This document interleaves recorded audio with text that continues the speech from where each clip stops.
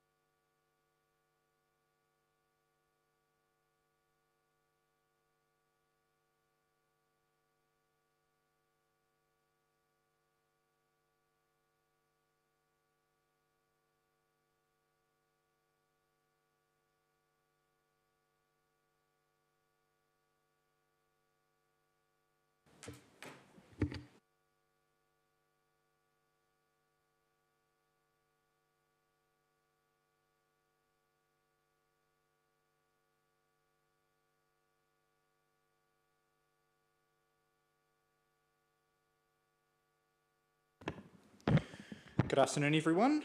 We will start today's proceedings with a prayer. Heavenly Father, we seek today renewal through your word, knowing that it is a lamp to our feet and a light to our path. As we open this meeting, we ask for your guidance in staying true to your teachings. Protect us from the snares of temptation and lead us towards righteousness. May your word continue to shape our hearts and minds, providing us with strength to overcome all obstacles. In your name we pray, amen. Please be seated.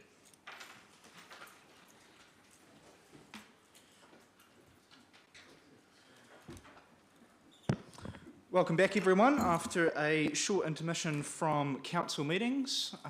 Welcome to Councillor Paul and also to Media Sandy. Good to see you back in the room.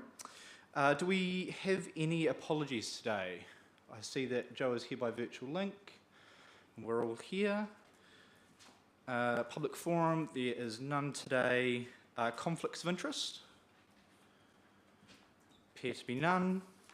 And as you will see, we've got a brand new agenda. This is our first council meeting with it.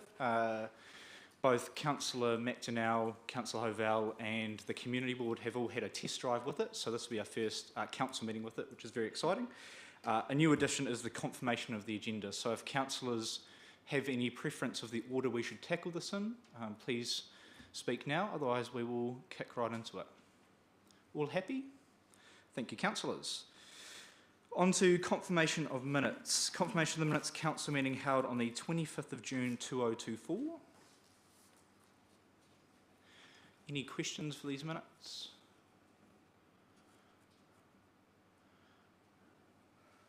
Could I please have a mover that these are a true and correct record? Councillor Richard McPhail, seconded by Councillor Fraser. Any further discussion? I will put the motion. All those in favour, please say aye. And against? Motion is carried. Confirmation of minutes council meeting held on the 2nd of July 2024. Any questions for these minutes? Could I please have a mover? These are a true and correct record. Councillor Gardine, seconded by Councillor Phillips. Any further debate? I will put the motion. All those in favour, please say aye.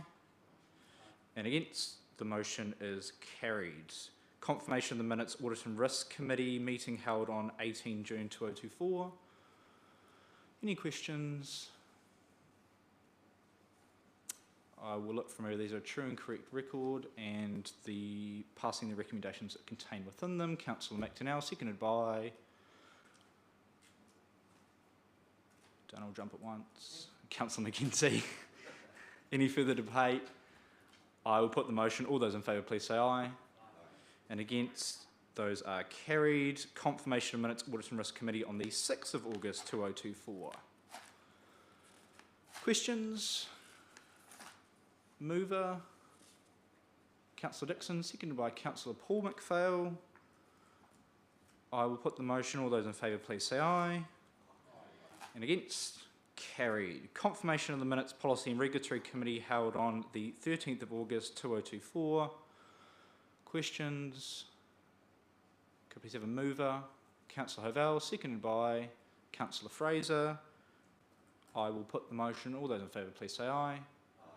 And against? The motion is carried. Thank you very much, councillors. On to reports for information. The annual dog control report 23-24. Did Francis want to add anything? No, but if there's any questions, I'm happy to answer those. Thank you. Perfect, thank you. Any questions, Councillor Gardine? Just had a question with the totals of dogs registered. It was 3,270, I think it was. What was last year's? Because it normally is printed beside it.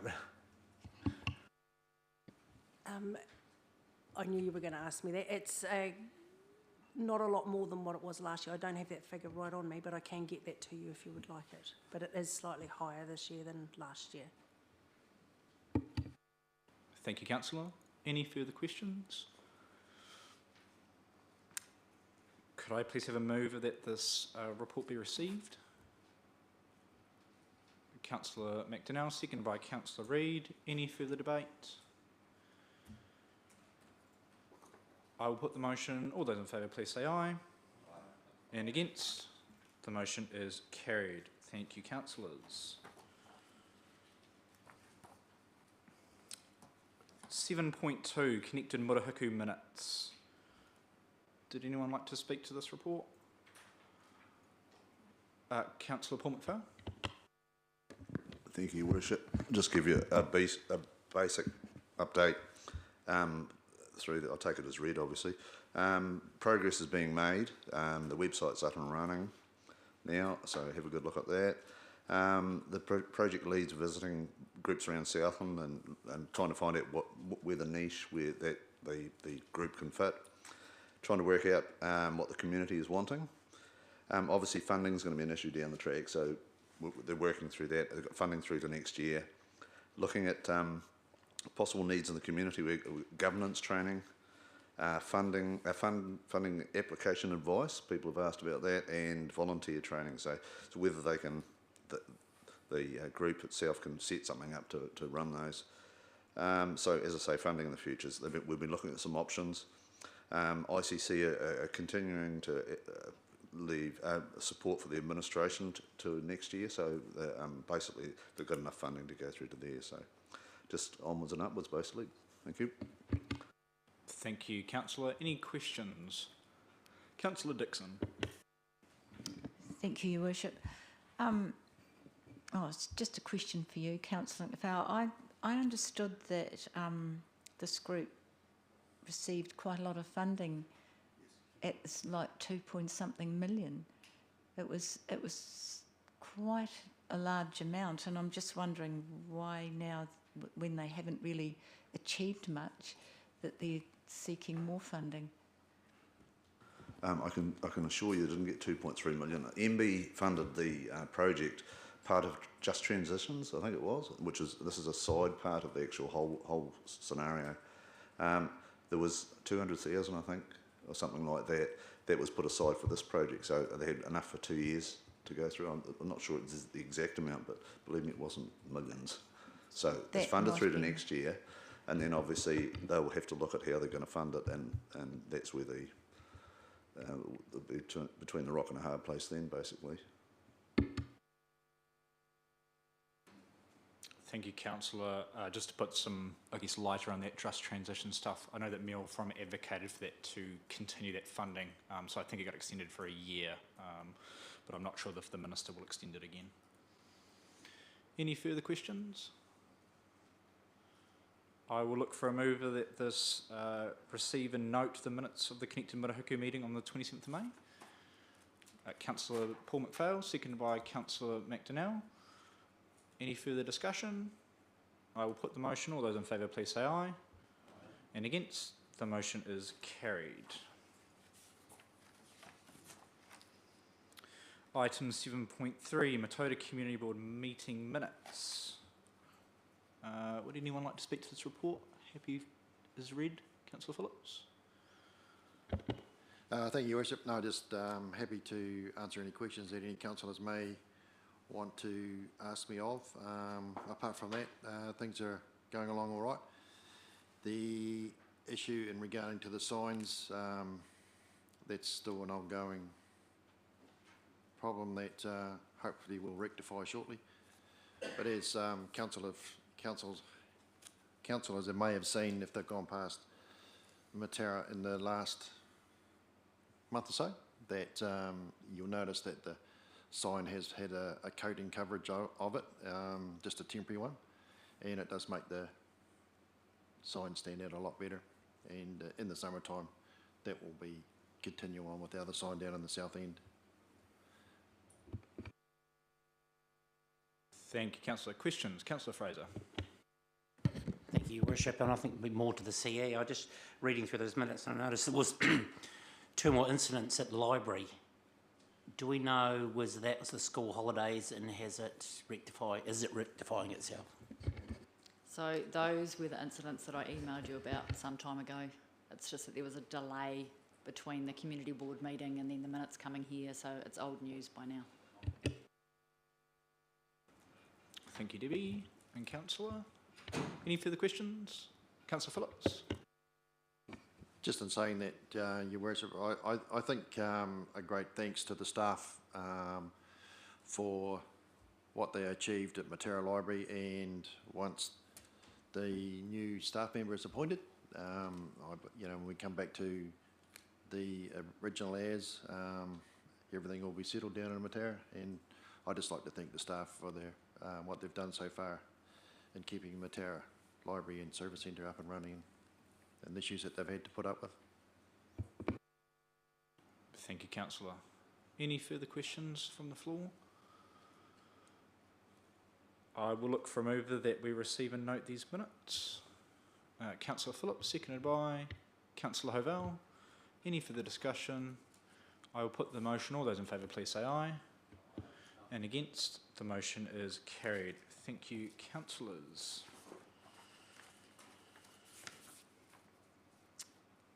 And moving on to my meal report, 7.4. So I'll take the report as read. This will become a monthly type update to help keep councillors informed, more than my weekly updates, and also to keep the public informed. So I've got a bit of a presentation today because I've been on some trips that have some photos. I'll just set that up.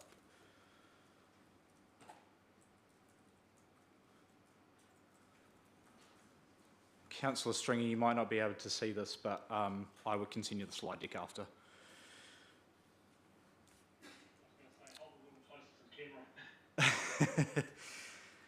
So during the last month, as councillors will be aware, we instituted our own Dry July to ensure that councillors and staff get a break from our usual council meetings, and we're refreshed towards the end of the year. We will be working hard to deliver our district plan, water service delivery plan, and most importantly, our long-term plan. For me, in my role as Mayor, it was an opportune time to get out of the district and advocate at a number of different events. So the first event that I attended was Festival for the Future in Wellington, and I went along with the 2 young recipients of Mayor's Task Force for Jobs initiative. So we have Angel there and Merv next to me, and that was just a click on that we had during the day, also in the photo as well. So the festival was a crucial platform for future focused decisions and learning. Traditionally, you would take your youth councils to this event, but as we don't have a youth council at the moment, we randomly selected 2 young adults involved in our Mayor's Task Force program. This was an initiative to trial the benefits of such an experience, and last year I attended solo, so I didn't really feel like we got the most out of it for our young people. This year was significantly better to see our youngsters flourish in the city. We also had the opportunity to participate in the MTFJ Mayor's Lunch hosted by Wellington Mayor Tory Whanau on the opening day. This event was a valuable chance to exchange ideas with other mayors and discuss youth development strategies, opening a window into how other councils structure their youth councils. So some quotes from the young people. I will let you read those. I can actually read them out for Councillor Stringer. I can do anything if I put my mind to it, and I'm never too young to be a leader or to start my own business. I loved hearing everyone's stories, and they were just honest about their experiences with being a part of a council or running a business or just life's experiences. And I got to meet a lot of other young people who were doing great things in their own community. So some pretty positive outcomes from the young people that got to go up there. Some takeaways and opportunities. Definitely the biggest takeaway was the opportunities these young people got to see and the speakers that they got to hear from. For myself, I got to speak to the Ministry of Youth Development at the Mayor's Lunch. They're currently doing a study on social workers, so I encourage them to come and take a look in Gora Matoda and do some more detailed research down here. I spoke to several other councils about how their youth councils are structured and also the youth councils themselves. And I also had the opportunity to pop down to LGNZ and help with their induction training. That was just an aside. So that was my first trip. Second trip was Welcoming Communities, where I was accompanied by the Community Development Coordinator, and I attended the Welcoming Communities event in Auckland. The goal was to gain a deeper understanding of this national program and assess how our district compares to other regions in creating an inclusive and welcoming environment. I also had a spontaneous opportunity to meet Mayor Wayne Brown, Mayor of Auckland. He actually threw me into an interview by surprise, so that's now up on YouTube, but it was actually a great time to connect and understand that we have very similar issues, whether it's roading, parking, or several other issues that we share. So that was actually a really good conversation. And then on the way back, I met up with Debbie, and we had a meeting hosted by Ngā Tahu on the local water done well. This was a significant gathering of mayors and chairs within their takiwa, so the Ngā Tahu boundary, to discuss water management and local governance. So that was a really good insight into where other councils around us are at with the local water done well legislation. Here are some quotes from Guillaume. I had the opportunity to discuss with the group the work we're undertaking and our future plans, particularly our commitment to fostering inclusion as our district becomes increasingly diverse with the arrival of newcomers. Mayor Tapsell's presentation underscored the Council's unequivocal and robust support for welcoming communities. Furthermore, the Council maintained a transparent policy of inclusion, which had a noticeable impact on both the residents and newcomers to Rotorua. Takeaways and opportunities. We had a really good presentation from Welcoming Communities in Australia, who talked about their Welcoming Careers and Welcoming Clubs initiatives. So Guillaume is really excited about bringing those to Gore, specifically clubs. There's lots of different clubs in Gore. A lot of them were struggling membership, so having a place where all of those clubs can advertise themselves so that people coming into the district know where to go to find a club to join. Connecting with big cities like Auckland to help advocate for local government priorities, and understanding where the other South Island councils are up with their local water done well preparation. And also it was comforting to know that Otago Southland at the moment is in a pretty good position with the working group that's working away. The last one was the Air New Zealand Mayoral Forum. So at the end of the month, I got to go to this annual event, which brings together mayors across the country to discuss matters of national significance. It also provides an excellent opportunity to network and share best practices. As you'll see, I got to photobomb that photo in the bottom there. Takeaways from this. So I got to advocate for Mayor's Task Force for Jobs to be a building block to encourage more young people to have a career in aviation through Air New Zealand. So we've got one of the highest per capita engineers down here in Southland. So it's encouraging those people to stay and work in our region, specifically with Air New Zealand. I learned a lot about the size of our airport. So I believe Invercargill is the third biggest, even though they're not an international, they're the longest runway. So there was talks about potentially long into the future having an India to Invercargill flight, which could be very opportunistic for our district. And I got to learn about their new loyalty program. So there's a really quick rundown. As you'll see in the report, I've outlisted the financials which I can quickly go through. So for Festival for the Future, this was majoritarily paid for by Mayor's Task Force for Jobs funding, which is an external MSD contract.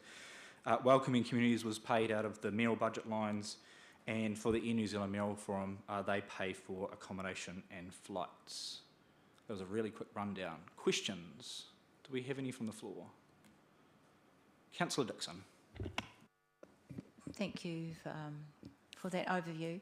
I was just wondering, with the airport in New Zealand, was there any discussion around the connection between Australia and New Zealand from Dunedin? Because a lot of people around here are quite interested in that young man who initiated a submission to go to government. Not specifically. That is something I could follow up with our regional director as to whether that conversation's happened. I do know that Queenstown is reaching capacity in terms of their international flights, so they're looking for capacity in other areas. Thank you for your question. Any other questions? Councillor McKenzie? Just through you, Your Worship, Wayne Brown does know where Gore is now. Comments, please. Yes, turns out he always knew where it was. He was actually telling me about his time in Gore, and he does quite like it, so probably doesn't enjoy me saying that in public, but that's okay. There is quite a humorous photo of us looking for Gore on an Auckland map as well, which did make it to social media. Councillor Fraser, did you have a question? Oh, cool. Fantastic. Any further questions? I'll look for a move that this report be received. Thank you, Councillor Dixon. Seconded by Councillor McDonnell. Any further discussion? I will put the motion. All those in favour, please say aye. And against, the motion is carried. On to reports for decisions. Number 8.1, Regional Climate Change Working Group report. And I'd like to welcome Phil Morrison. Yes, I did get that right. Thank you, Councillor. Did you want to speak at all to this report as the chair? Happy to do so if that's helpful.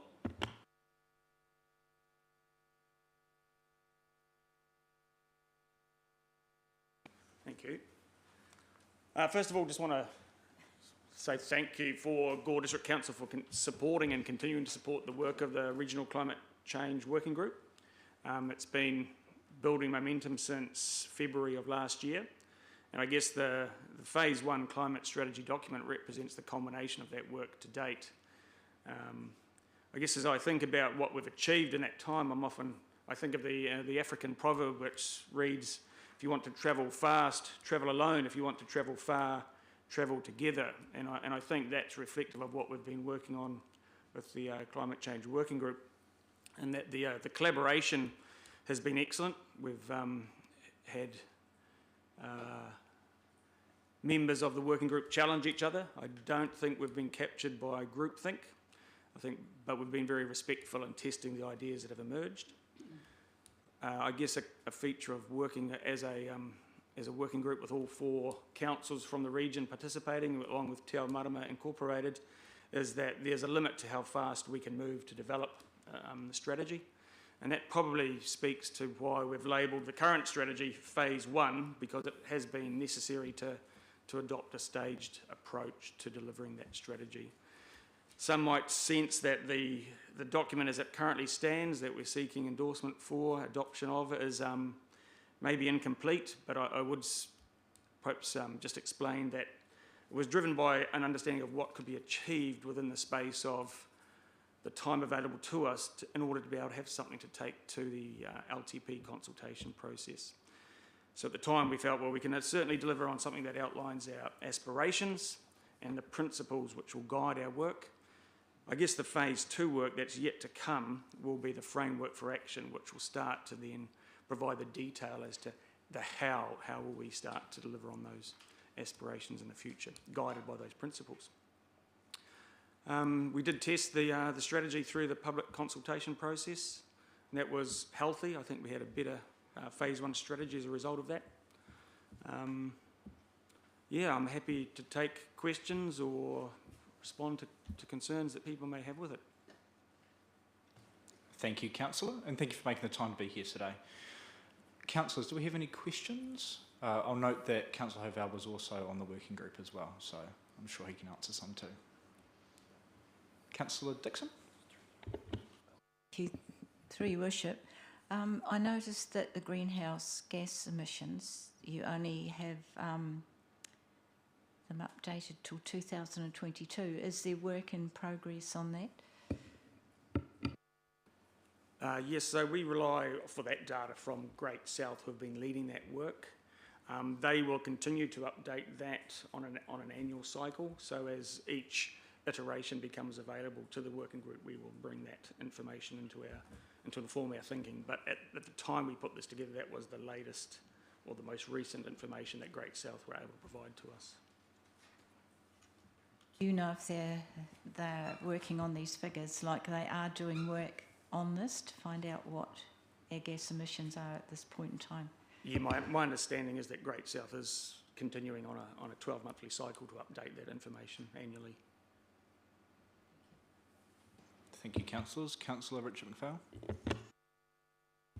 Yes, just through your worship, thanks for that update, Phil. You know, obviously we get bombarded with a lot of information, a lot of community stuff. What's your feeling of the engagement, like the environment that we're sitting in at the moment, and the community when they're looking at these and the consultation process and discussions you're having? What's the feeling out there? Because we sort of have a stop-start process with our central government at the moment around some of the actions they're asking us to take and then stopping. You know, where do you sort of sit in regard to that, or what's the feeling that's coming through that we don't see in black and white on paper? So. You know, thank you. A good question. What was interesting with the submissions that we received during the public consultation on this was there was clearly folk who were not supportive of climate action, and clearly a group of people who were highly supportive of climate action. So there was a clear split. What was interesting for me to reflect on was that many of the submissions that were supportive came not only from individuals but from organisations, and the clear pattern there was that any time there was a submission from an organisation, whether that be Health New Zealand or Federated Farmers, there was generally broad support for the climate action, whereas there was a group of individuals who were far less supportive. We were kind of informed also by a public survey that was conducted in the last quarter of last year, which indicated that in South and across the region, we're probably running at about 13% of our population don't support climate action at this point in time. So it seems to be a more of a minority group who don't support investment in that area at this point in time. I think a key message we got was that people were highly supportive of maintaining a collaborative approach as we grappled with this challenge moving forward. Thank you, councillors. Councillor Hovell and then Councillor Fraser. I think it's also worth noting that there was acceptance that there's a statutory role that we're required to fulfil. So even for the deniers and people who question the causes of change, it was acknowledged that government requires us to do a number of things. And I think it's worth highlighting as well that the strategy at present is a strategy of the territorial councils and iwi or mana whenua in terms of actions that we're looking at taking moving forward. And I just wonder if you want to highlight the potential for future widening of that, and also in terms of understanding for councillors the likely commitments to come out of the current document and what's been worked on at present that are important for our long-term plan. You think so? One of the themes that came through with the submissions was the desire to be more inclusive and get more of community and stakeholder input to future work, and so that's something that we definitely aspire to. We are aware that there's about 11 or months so work remaining before the end of this triennium, and we are aware that the teams may change, or representatives from each council may change after the next local government elections.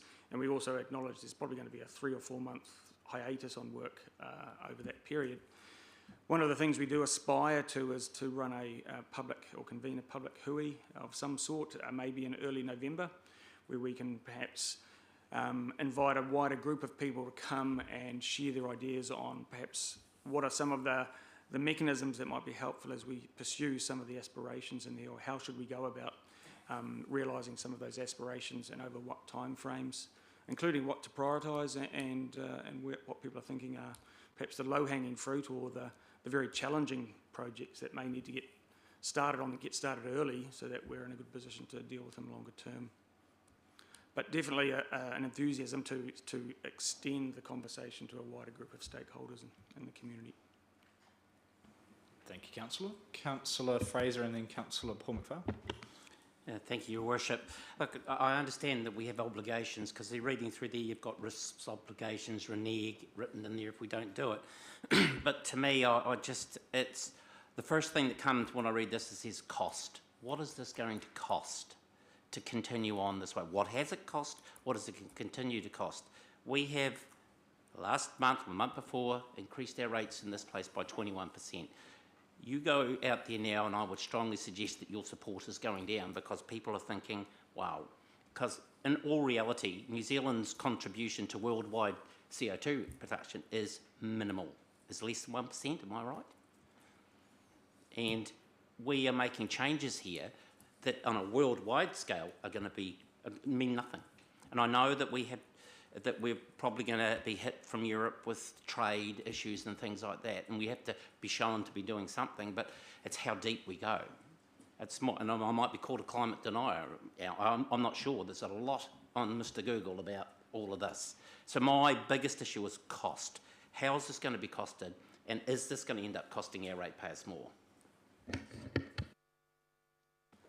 So I think in terms of the expenses that might be carried by the work that emerges from this, I think a really important point to emphasise is that we're taking a very mindful, very deliberate, and making sure that we have an evidence base to inform any actions that are decided to be taken. And again, I think we've started as we mean to finish. We weren't probably legislatively required to go to a public consultation over this strategy, but we did, because we know that it's important to continue in that vein into the future. Environment Southland has a science program which we've resourced through the recent long-term plan update, and that will invest in an analysis of what is this going to mean from a natural hazards point of view to the region over time. That's not going to be available until 2026. So I guess knowing that that's some time off, I think what that suggests to us is that will help us understand what is at risk, where are mitigation or adaptation actions going to turn the best return for our investment in the future. And I would expect that we will continue to test that level of investment, that priorities, those sequence of investments with the public as we go. And we would need to bring it back to each of the councils to endorse in the process. So I see that consultation with the public and consultation with our council partners is a really important check and balance in where this might lead us. Thank you, Councillor. Councillor Paul McPhail. Thank you, Worship. Having listened into all the meetings and the submissions, and they were robust submissions, I might add, the individual submissions were quite interesting. There were a couple of examples in some of the working groups you had of, there's one just outside Wellington of a local neighbourhood where the seawater rise was coming into. And they were showing how the community was getting together and how they were actioning the ideas together and putting the plans in action. And I opened my eyes to seeing what was going on. There's also, I think, there's Hawke's Bay, the houses on the coast where basically they couldn't get insurance for their houses because of the seawater rise. And I was looking at that and I thought there's two direct examples of what is happening, and it can happen here. So we can bury our heads in the sand and say nothing's happening. Things are happening, whether it's exactly what we think it is, but this is an excellent start. So well done to the committee, Keith and Philip and everybody else that's worked on this. So I think it's a good start. Thank you, Councillor. Questions, Councillor Gardine, and then Councillor Dixon. Has the committee looked at the risk side of the green factor and going to a solely sort of energy basis that's we're seeing right at the moment, a risk of all being relying on power, electric power from our hydro schemes? We need to be looking to diversify that base and into different, if it's going to be green, it's got to be diversified before we start making people change. Because at the moment we've got a crisis. What does the committee think of that? So I think the working group has remained really open and realistic around the challenges of this, and I guess that's why we're not rushing to promote any particular change in any direction. We believe it's important to continue to bring a wider group of stakeholders into the conversation in future, probably for that very reason, including Great South with some of the work they've been doing on understanding energy transitions and mitigation actions in Southland. In some respects, the energy challenges for the country lie beyond just the Southland region in terms of how we access that, but I think there's also opportunity to consider how we might build increased resilience at a local level with further investment in infrastructure, whether it's ranging from household level solar capabilities in the future to more district or regional installations that will build greater options and resilience into our power supply. Is that kind of, I'm not sure if I've answered your question fully in that respect. It's come a wee way, but there's the problem of when we move to power, the transmission and all the lines, everything has to be upgraded. And PowerNet hasn't got that ability to do that by 2050. And you're dreaming if you think you can do it. And we will see that happening. We've seen that happening now, but we've got to get away from, if we move everything to electricity, we're going to be in real trouble. I think, and that's exactly the kind of consideration that by extending a conversation beyond just the territorial authorities and the regional council in Te Ao Marama, we can start to hear this range of other considerations and concerns and start to weave that into our thinking going forward. I would not suggest that this particular working group has got all the answers at this point of our journey. Definitely not. Councillor Dixon. Thank you, Worship. My question has been answered. Thank you. Thank you, Councillor. Any further questions? Councillor Reid. Thank you, Mr Mayor. Just a question. I see in your report that the region's emissions have reduced by 14.8 since 2018, which is really great, but it would be really nice if the group was able to present us with some facts showing, whether that's industrial or rural or what, those sorts of things. That information, I believe, is available. We took this information directly. It was lifted and slightly summarised out of a Great South report. I believe that original report from Great South has all of that level of detail and is available publicly if people want to dig deeper into understanding where those gains have been made. Good for the point of fact that we're presented with a report to actually have a couple more stats in there. Thank you, Councillor. Yeah, I believe, if I remember correctly, saying that report, most of the emissions is to do with our boilers and the Councillor Dixon. Thank you, Worship. Just following on from that, is this work then aside from Great South work, or is it like I don't understand if Great South is actually doing the work while we're doing another strategy here? Can you explain that? Yes, I think it's probably how I would describe it is that Great South started thinking about this well in advance of any of the councils of the region. They've been investing since 2018 or earlier in understanding and measuring our emissions and understanding what it takes to do that in accordance with, I guess, internationally understood protocols for measuring emissions. While they have had an active program of encouraging businesses to start with mitigation and adaptation actions at a business level, taking coal boilers out of industrial infrastructure and putting in replacements. They have had a very strong business focus, whereas I guess our focus has been lying with what are the implications of this for our communities and for our councils. So There are similarities and overlapping interests, but I think there's clearly there's things that Great South can't do that only councils can do on behalf of our communities.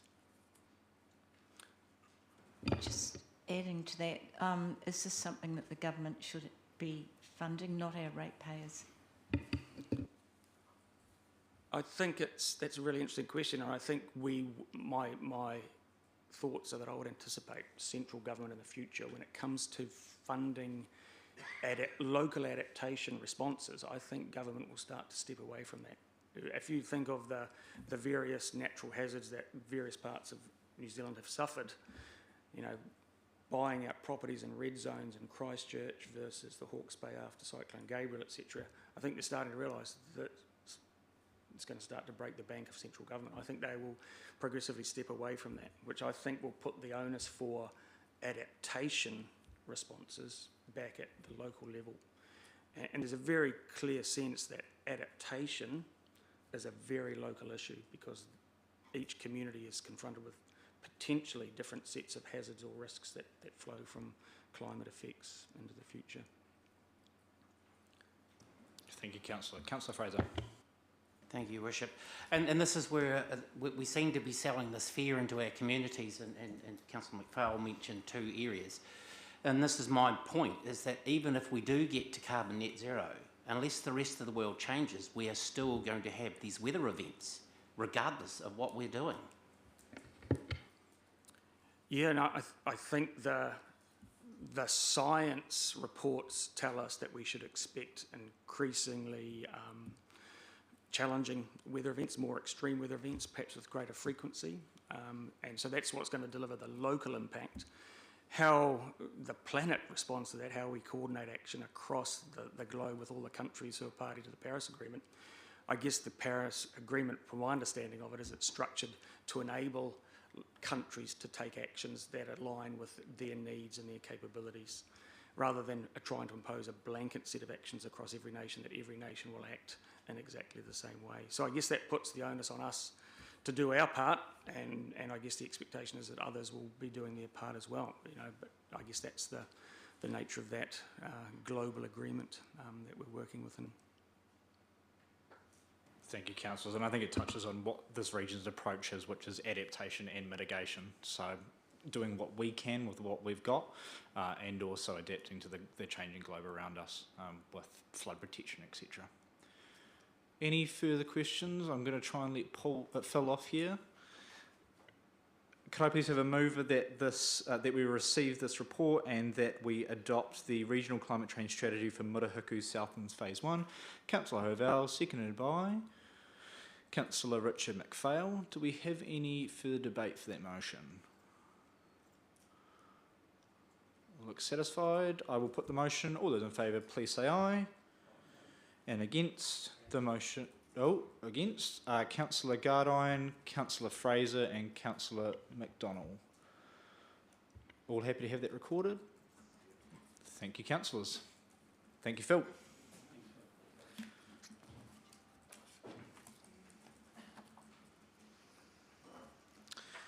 Item 82, page 90, staff warrant and authorisation. Pretty straightforward. Do we have any questions? Councillor Reid, happy to move. Seconded by Councillor Fraser. I will put the motions. All those in favour, please say aye. And against? Motion is carried. Thank you, councillors. On to 8.3, page 92, proposal for sister city between the Gore District and the city of Nanning in China. I will take the report as read. Happy to answer questions, and Guillaume sends his apologies. Any questions from the floor?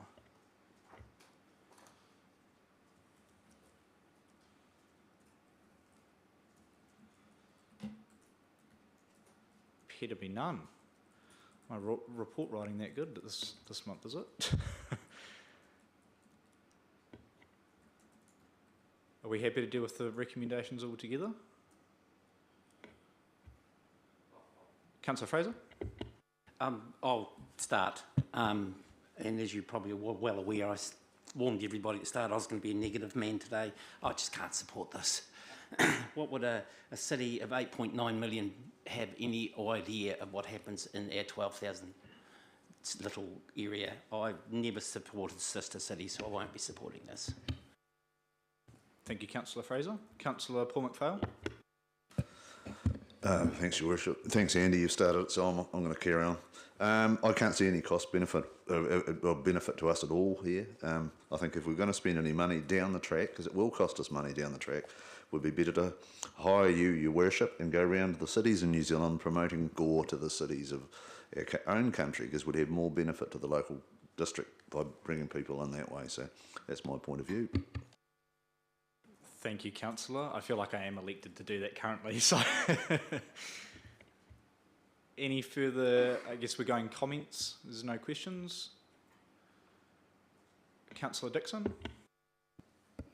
Thank you, Worship. I'm just wondering how this looks when we've had a huge rate increase and we have 3 people going off to China, and I know that it's funded, but I know also that we'll have to be reciprocal and invite these people back, which is a cost also to our ratepayers. So I think there's too many risks, both economically and socially, with this sister city promotion, so I'm against it as well. Thank you, Councillor. Councillor McDonald.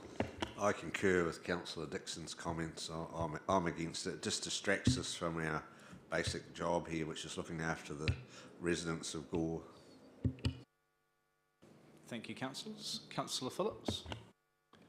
Just a question, Your Worship. Has the local Chamber of Commerce been invited to read this letter? Because they may want to send a delegation and start off their own, perhaps, maybe. Potentially, that could be an option if this motion isn't to pass. Yeah, we could pass it on to the Chamber of Commerce and see if they would be interested. It's a bit of a different relationship, but... Yeah, I'm just thinking about the fostering of relationships has to start somewhere, right? And what is the potential? So the potential is that they can look at the potential, and if they could see the advantages in being a co-recipients with each other, then perhaps they may want to go. Yeah, fair enough. Yeah, it wouldn't be a sister city, but we could direct the consulate their way if we are to vote against it. Any further conversation? I guess I'll say my 2 cents on the matter, which I didn't include in this report, is I think it's important for us to explore trade opportunities. We need another big industry here in Gore if we want to continue to grow. We're not replacing our own population as is. We have big industries like MVM, which do bring people to the district and most importantly ratepayers to the district. So I understand that there is a small financial contribution that we may need to pay in 2026, which we can organise through our long-term plan, but I think the risks, the benefits outweigh the risk here of the potential of bringing over a big industry that could set up here, which could provide plenty of jobs for the district. That's my 2 cents, but I can understand the feeling around the table that in this high inflationary period around cost savings, I guess it's a wee way down the track before we'd have to reciprocate something like this, if we were to reciprocate it. Councillor Hovell. If I can just raise something completely different, and that is we now have things going on the screen behind us, and I was just wondering whether in fact we're recording the meeting here today at present, and if we're not, maybe we should wait until we are. The live stream's working, thank you. I do have a question, in that I gather that there was a proposal put forward several years ago where members of the city that we're talking about actually came to Gore and met with the Mayor at the time. I'm just wondering if any of the longer serving councillors are able to fill in terms of what happened and did or didn't happen, please. The only one I can remember was, I think it was delegation from Japan, not China. Was it China? Your Worship, yeah, it was from China. We did some cultural training before we met the delegation. It was to do with the building of MVM, Mataura Valley Milk, at the time. So, That is so that correct. would have been That would have been right. probably It was about beginning of my first term, so it would have been almost 6 or 6 7 years ago. now. So was it the same city that are now talking to us? Is anyone able to help out? No, it's not the same city. No. I believe there was also, the former mayor also did a delegation to China as well for trade and expo. There was an article dug out and sent my way just before today's meeting. So it's not new to have communications with China by the sounds of it. Councillor Val. Yes, so my understanding is that this has arisen primarily through MVM, and the current owners of MVM are really party to this, and I think it's appropriate for us to be welcoming of those people and to explore this further so that we can look at what the options are in terms of moving forward. Maybe sister city relationship isn't the ideal way of dealing with it. Maybe there are other options, and I'd like to actually hear a little bit more and have a better understanding of what this is about, and if that means three of our number going to visit, I'm quite comfortable with that. Thank you, Councillor. Could we just get Joe back online? Is that all right? Councillor Phillips. Thank you, Your Worship. I'm also believe that we should be still having some sort of thought about the situation, because the invitation has been sent to us. The thing is that if we perhaps had clear sponsorship on its return visit, then I think it would appease the our ratepayers a little bit more, rather than thinking about it as coming out of their own money. And I would be in favour of that if we had clear mandate for sponsorship and no cost to the ratepayer. Then I'd be in favour of moving forward on this. I guess so would I. Councillor Phillips. Councillor Richard McPhail. Thank you, Worship. I was interested to just wait till the end to hear, obviously, the various points that came out whilst sort of digesting the actual content there. I was unsure of where I was actually going to land with this. I think you are correct. We do need to look beyond Gore and maybe globally in regard to economic benefit for our community. And Councillor Hovell is completely correct that MVM did become a major employer by taking some big steps and engaging in some business with partners from overseas. The issue I see here is that it's probably the timing. We're in an environment at the moment where we don't have, we probably should be concentrating on what's happening in our own backyard. We have enough issues outside the front door here that need to be addressed financially, and probably concentration-wise. I know that yourself and obviously our CEO have probably got the skills, but I think those skills might be better turning back into here just for the time being. But in saying that, I don't want to throw the baby out with the bathwater. I believe that we have a connection here that doesn't need to be ended, but I don't think I can support facilitating a trip there at present. I believe that we've got work to do here, and we need to focus on what we've got here in front of us, not looking for an economic growth period. I think maybe in 12 months' time that may change, but I appreciate the work that's been put into this. Clearly there's been a lot of work put into it. We've got a lot of other projects that could have work put into them as well. So I would be against what's here at present, but I don't want that to shut down as a sign of respect or disrespect to the people that have offered offered what they've done to our community, but I don't think it suits the timing for us at present. Thank you, Councillor. Councillor Mackenzie. I'm going to agree with what Richard's just said. We don't want to break communication altogether. Let's just stay in communication and look at options that pop up. What have they got to offer? If we knew a little bit more, perhaps. I'm not really that crazy on the Sister City deal, but keeping communication open for possible business entities to come here and spend their money, not such a bad idea. But not so keen on the Sister City idea. Just keep an eye on the future and try not to offend them. Just stay in polite communication. Thank you. Thank you, Councillor. Councillor Gardine. This one's a bit of a rock and a hard place. Probably timing's not good, but there's huge opportunities in China. And I know I'm a farmer, and we have a meat industry that's probably pretty crippled at the moment, and one of them has been sold half their business to China, the other one hasn't, and it's probably may have to sell some of its business to China. And the other industry I'm involved with is growing oats, and we have an industry of growth in that, and with oat milk. Harraways in Dunedin is probably at capacity, 100% capacity, and they're not willing to grow. So there's an opportunity there. But I mean, whether you're going actually to the right place in China for that, I'm not sure.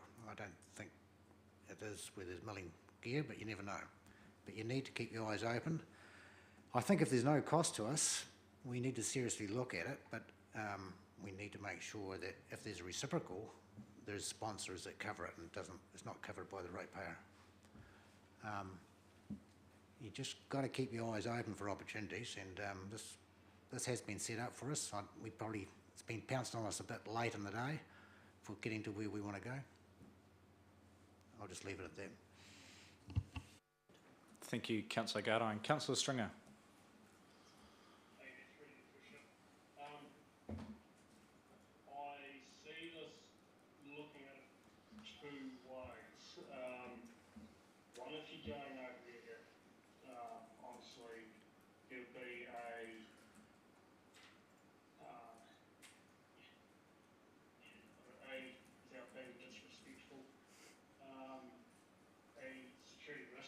It's also China reaching out at the moment as well in the geopolitical terms of things. They're also one of the powerhouses of the world's industrial complex. They have a current oversupply, as I understand, and with tariffs and markets being shut down, then they're looking for other avenues to disperse with some of that high value product that they produce by taking raw materials. So there is a capacity for us to build relationships there, like John was saying, for the oat milk, for the forestry that's starting up for the meat, having known through the Angus community a while ago that some of the Angus suppliers were supplying direct to China, and they were offering a premium over and above what we could get from any New Zealand company. So there's definitely opportunities there. It's just, I would caution as well what they want to be able to at the end of the day as well. Like you got to remember these guys think 100 years down the track, whereas we think 10 years. So yeah, there's some cautions as well, but yeah, I'm sitting on the fence with this one. Thank you, Councillor. Councillor Hoval.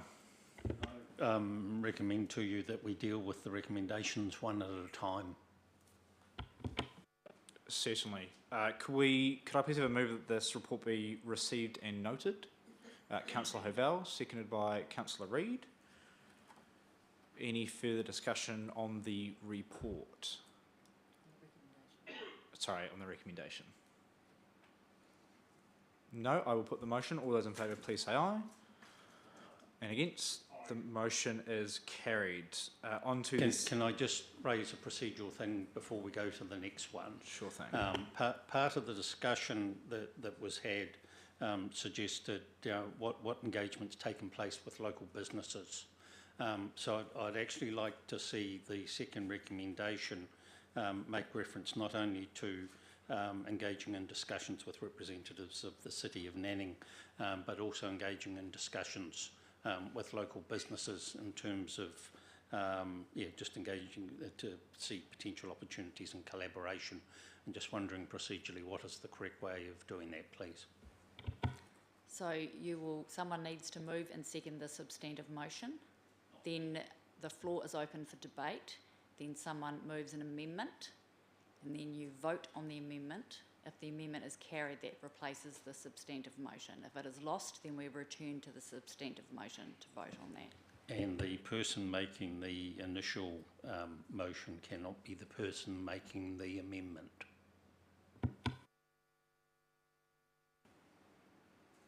So I'm happy to move from the chair recommendation J, which is recommend that the Chief Executive engage in discussions with representatives of the City of Nanning to explore potential opportunities for collaboration. Can I please get a seconder? Councillor Reid. Yep. And you would like to move an amendment? Councillor Hovell? The floor for debate. Well, the floor's open for debate. Any debate on that topic? This is your cue, Councillor Hovell. There appears to be none, so I'd actually like to move an amendment that it be changed to read that the Chief Executive engage in discussions with representatives of the City of Nanning and also with local businesses to explore potential opportunities for collaboration. Seconded by Councillor Dixon. Now we're debating the amended motion. Any debate? Councillor Fraser. I would actually support that idea because, yes, listening to the discussions around the table today, I can understand there could be some there, but I'm not supportive of any sister city. Thank you, Councillor Fraser.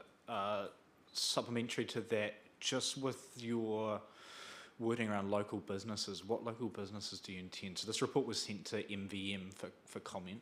They're quite busy, so didn't get back to us, but I deliberately left it open in the knowledge that the Chief Executive has the, or is gaining and has the understanding to identify the key businesses that should be talked to on something like this. I don't want to narrow it down. fair enough, Councillor. Any further debate on this amendment?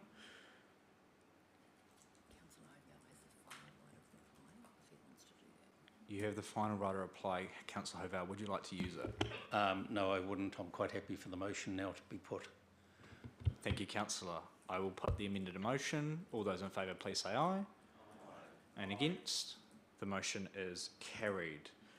Recommendation K, approve the formation of delegation consisting of the Mayor, Chief Executive and Community Development Coordinator to visit Nanning in late September, coinciding with the China ASEAN Expo on the 24th to the 28th of September to further discuss the establishment of a sister city relationship.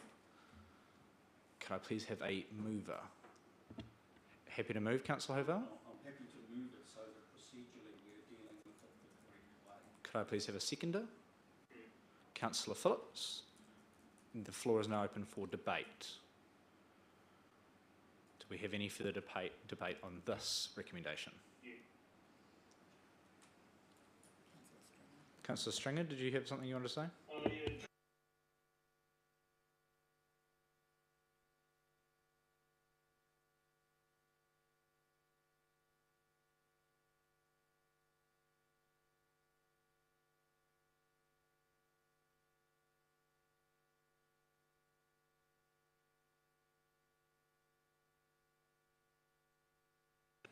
Thank you, Councillor. I was going to talk to the New Zealand Embassy if this motion was to pass. If it isn't, then we'll need to go back to the drawing board as to what we want to do. But yes, I was going to contact government and see, central government, and see if there was other people going, if we were to be going. Councillor Reid. Oh, sorry, Councillor Stringer. Yeah, thank you, Mr Mayor. But the recommendation says to go to China and discuss further the establishment of the city-sister relationship, and we've decided that we don't want that happening at the moment. So how does that work? So you would vote against the motion once it's put? Unless you want to do an amendment to get rid of that bit and keep the rest of it? Nope, cool. Any further debate around the table?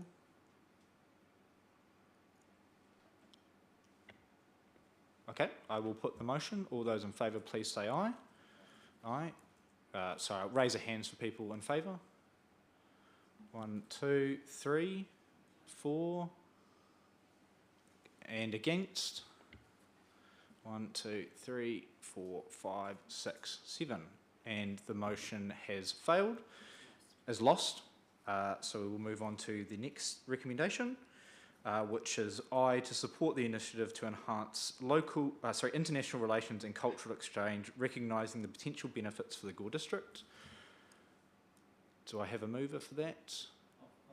I've got a question, and who's it directed to?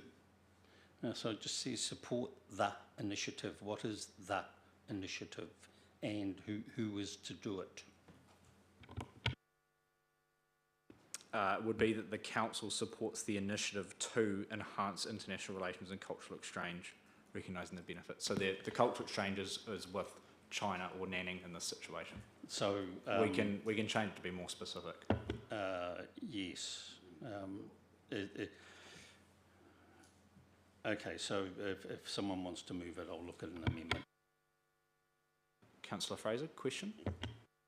Yeah, a question, because if I look at that, we've sort of covered that in the second recommendation. So do we need to go to there? We've covered 2. I believe we've covered it. Thank you, Councillor.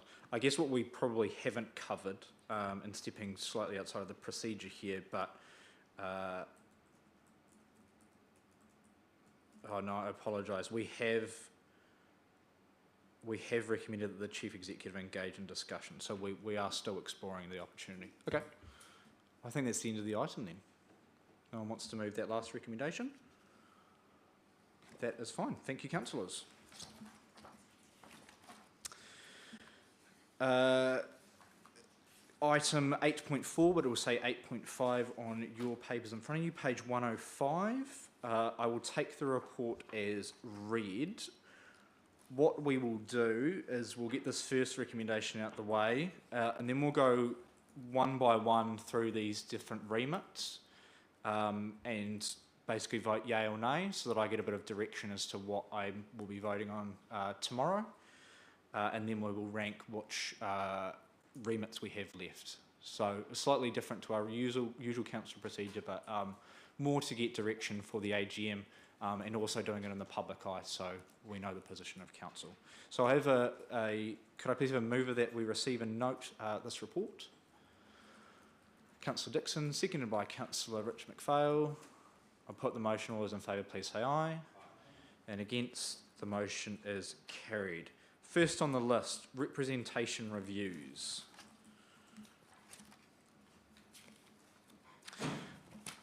Just to get a bit of a flavour for where my head's at reading through these remits, we've got, I think it's 2 in here, possibly 3, to do with Māori wards in particular. I don't know, I'd be interested to see where council's at in terms of supporting this. We did the letter. Government's been pretty clear on where this legislation is heading. I don't know whether it's the best priority for local government New Zealand, especially considering we don't have a Māori ward. I'm seeing nods around the table. So representation review, let me just double check.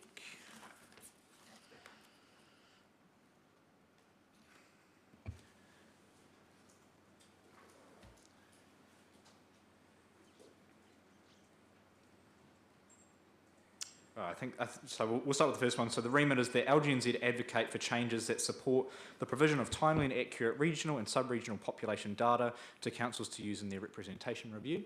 We all happy with that one? Seeing nods around that, so we'll do a yes under that. Is that okay? Yeah. Does anyone have any questions about number 1? Move on to number 2, community services card. That LGNZ advocate to central government to amend the health entitlement cards regulations 1993 so that cardholders can use the community services card as evidence for the purposes of accessing council services which would otherwise rely on a form of means testing. All happy with that? Councillor Dixon, question? I have a question. I really don't understand this. What council services is that just rate rebate, or is it to the pool, or is it, and if it's transport, then what transport? I mean, we don't actually have transport you could use the community services card on, except maybe a taxi. I think the example that's used here is social housing. For councils that provide social housing, the community services card provides evidence that that person earns below a particular amount, which means they reach the threshold to be eligible to become a tenant at a social housing. Some people have assets and have community services cards. I mean, I do know of a few people who have trusts and they do have a lot of assets tied up in different ways, but they can get a community services card. So I don't know. Yeah, probably a good point, Councillor Dixon. I don't know how much it affects this individual council, but probably affects other councils significantly. So if that might take into consideration of whether we support it or not. Any other questions from around the table? Councillor Phillips. It's not exactly a question, Your Honour, but Your Worship, but no, I haven't been in front of one of those yet either. But I believe that we should be shown to be supporting other councils that do have service cards and initiatives that they see. We don't know in the future that we may need something. So yeah, I'm supportive of it. Thank you, Councillor Phillips. Good point. Could I get a bit of a read of the room? Yay or nay? Happy with yes? We can rank it further down. I'm seeing majority yays, so we will tick that one. Number 3, which I think I've got a bit of a read on already, that local government lobbies central government to ensure that Māori wards and constituencies are treated the same as all other wards and that they should not be subject to a referendum. We oppose the idea that Māori wards should be singled out and forced to suffer a public referendum. Councillor Hovell. The horse is already bolted on this one. Government has already introduced and made its intentions clear, and I see no benefit in local government New Zealand wasting time on it. I'd rather see them do other things. Councillor Phillips. Yeah, thank you, Your Worship. And reading local government's idea on this, they've ranked it low, as low priority for themselves. So, and the next one, and item number 6 as well. So, I'm going by their guidance, because if they think it's a low priority for them, so it must be a low priority for us. Because yeah, I've ranked them right down in the last. Thank you, councillors, and I agree with the horses bolted comment. When I signed the letter from my role as mayor against the Māori wards, it was to save the sector some money. Clearly that hasn't been taken particularly well by ministers, so I don't think going on about it is going to be helpful for local government New Zealand, but support those councils who do want to go after that. That is their prerogative. So against that one? Cool. Same for point 4, which is pretty similar. Yep. Item 5, graduated driver's licensing system. The LGNZ will advocate for changes to the fee structure for driver licensing, better preparing young people for driver's licence testing and greater testing capacity in key locations throughout New Zealand in order to relieve the pressure on the driver licensing system and to ensure testing can be conducted in a quick and efficient manner. So for councillors who aren't aware, although I imagine Councillor Dixon will be acutely aware, there's quite a backlog on driver's licences throughout the country, to the extent of, and talking to REAP a couple of weeks ago, we have people flying down from Auckland to book in lessons. So they'll fly in for the day, do their driver's licence and then fly out. So that's kind of how extreme the backlog is around the country. That's largely generated from the free retest retesting. So people fail and then they retest right again, which is just, yeah, caught a lot of people up in the system. So any questions on this remit? Councillor Hovell. From a Gore point of view, that is good. That people are flying in here and doing some things and for the day. And what role does local government really have on driver's licensing? You could apply the same to the gun licensing system and any other licensing system we've got. I don't see it as a role for local government New Zealand to be advocating on things like this. My argument against that, sorry, councillors, my argument against that is that people coming down from Auckland to take up those slots means that people in our district can't get driver's licences to be able to go to their jobs and whatnot. So we're really struggling to place people with Mayor's task force because they can't get driver's licences, which means they can't get jobs, and there's quite an adverse effect. So just clarifying that point. Councillor Phillips and then Councillor Fraser. Thank you, Mr. Mayor. I thoroughly agree with you on that aspect, and reading in the last few days about the articles from the young people trying to attain their licence, and I know just a young person who just came down from Roxburgh last week to do the licence in Gore, which meant that the person in Mataura or Gore or in their district, surrounding district, couldn't get that slot. So yeah, I totally agree with you that this is a priority, and we need to support it. Councillor Phillips. Councillor Fraser.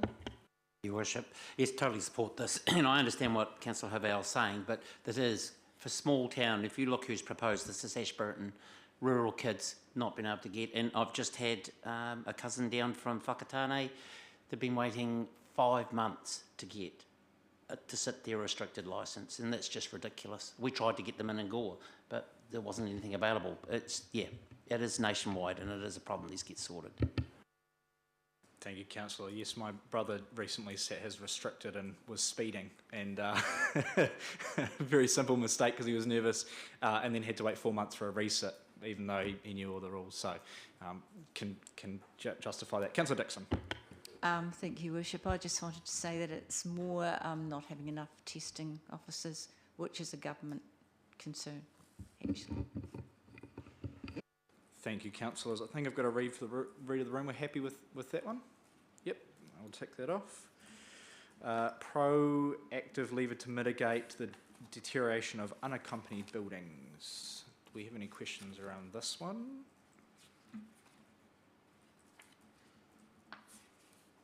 Councillor Fraser? Yeah, I actually support this one in the fact that Invercargill's been having that problem right now with some unaccompanied. We're quite lucky in Gore, but it could happen. And then you've got those buildings that you have little or no control over. Thank you, Councillor. I'll just read out the remit.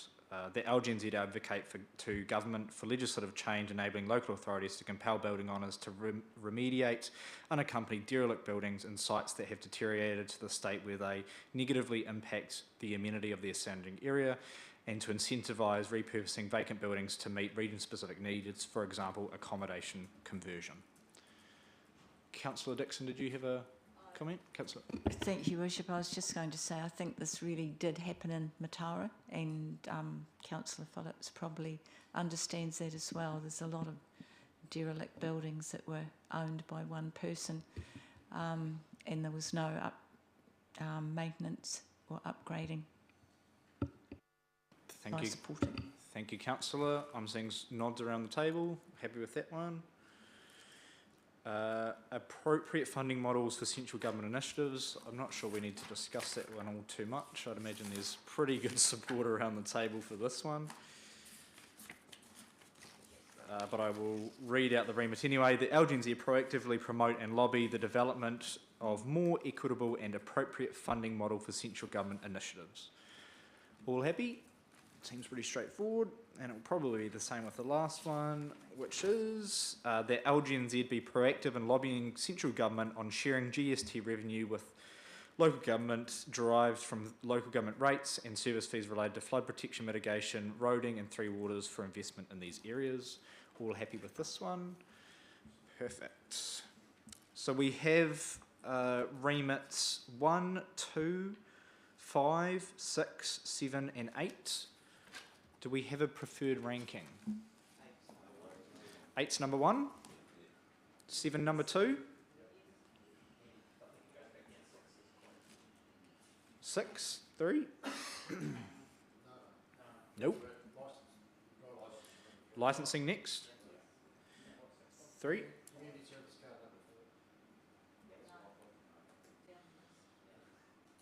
I would say deterioration 4. 6, 4. Yep.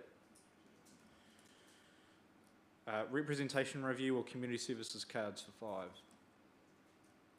Which ones? Which one? Not bothered? Not bothered? Cool. I'll do 1 is 5 and 2 is 6. Fantastic. Thank you very much, councillors. Do we have a recommendation? Don't know if we do.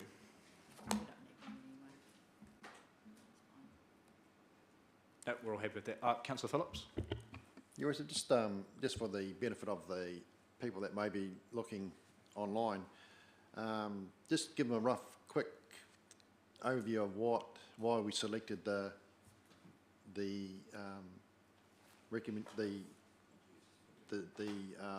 GST as number 1, and just that these remits are ranked in order from all the councils, and then it's voted on. Can you just give them a quick, rough idea of why is that? Yeah, absolutely. So LGNZ holds their AGM, their national conference, which will be tomorrow, in which they ask all of the councils throughout the country who are members for remits. Remits are basically recommendations that LGNZ tries to act on throughout the year and ultimately produces their work schedule.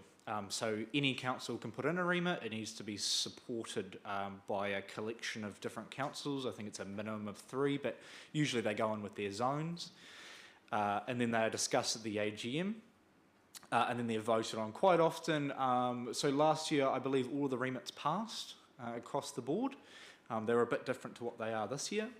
But what is new this year is prioritising them. So there were quite a few remits last year. I think there were about 14 or something like that. It's a bit difficult for National Council then to figure out what's of high importance to the membership. So this year we've been able to rank them rather than just vote against them. In terms of the one that is our most important is the return on GST. So for all of the rates that we collect in, we pay GST just like you do with your fruit and vegetable or anything at the grocery store. We pay that on rates. So 15% of all of the rates get gobbled up and sent straight to central government, and we don't see that back. So that's been a pretty strong vocal point from the LGNZ membership of giving that back. I believe ACT's policy was to look at GST return on new builds.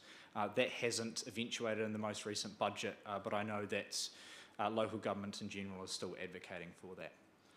Hopefully that gives a bit of a rundown, and I will keep council updated with how those remits go as well and what gets prioritised. That brings us to the end of the public business. So I will move from the chair that the public be excluded from the following parts of the proceeding of this meeting, which is the confirmation